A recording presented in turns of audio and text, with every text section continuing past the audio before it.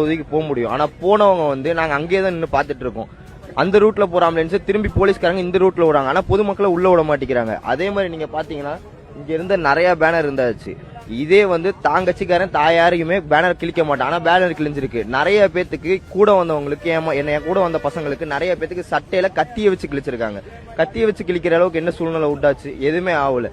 இந்த மாதிரி பல விஷயம் நடந்திருக்கு. உண்மை தெரியாம யாருமே பேசுறாங்க. நாங்க ஆம்புலன்ஸ்காரன் டைரக்டா கூப்பிட்டு விசாரிக்கிறோம். அவங்க எடுத்தது 25 to 30 கேஸ் தான் மொத்தமா எடுத்திருக்கேன் அப்படிங்கிறாங்க. மொத்தமே 4 பேர் தான் இறந்தும் போயிருக்காங்க. ஆனா இத்தனை பேர் திடீர்னு எங்க வந்து இறந்து போனாங்கன்னு யாருக்குமே தெரியல. அதெல்லாம் உள்ள நிறைய விஷயம் நடக்குது. இது யாருமே பொதுமக்களுக்கு தெரியும். பொதுமக்களுக்கு தெரியாம நிறைய பேச ஆரம்பிச்சிடுறாங்க. முதல்ல உண்மை என்னன்னு வெளியே கொண்டு வர சொல்லுங்க. ஏன்னா உண்மை வெளியே வராமே நிறைய பேர் பேசிக்கிட்டு இருக்காங்க.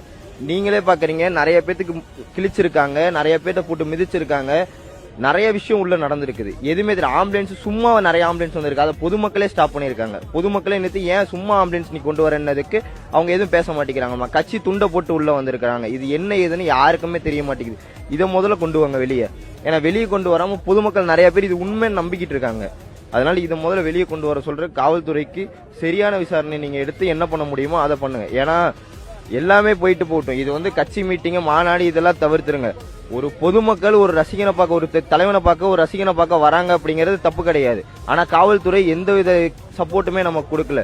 மக்கள் மண்டிக்கிட்டு தான் உரிமை போயிடும்னா எத்தனை நாளைக்கு மண்டிக்கிட்டே இருக்க முடியும்? அதை யாருமே புரிஞ்சுக்க மாட்டேங்கிறாங்க. கட்சின்னு பேசுறாங்க. கட்சியை விடுங்க. நீங்க அடிப்படை உரிமை எல்லாமே கிடைச்சிருச்சா? வந்து நிக்கிறதுக்கு ஒண்ணுமே கிடைக்கலையே. இந்த இடத்துல இத்தனாயிரம் பேர் இருந்தாங்க. போலீஸ் யாருமே ஒருத்தர் கூட உள்ள இல்லையே. எல்லாருமே அங்க முன்னாடியே ஸ்டாப் ஆயிட்டாங்க. ஏன் ஸ்டாப் ஆனாங்க? உள்ள வந்திருக்கலாம்ல எல்லாருமே. கடைசியா உள்ள வராங்க.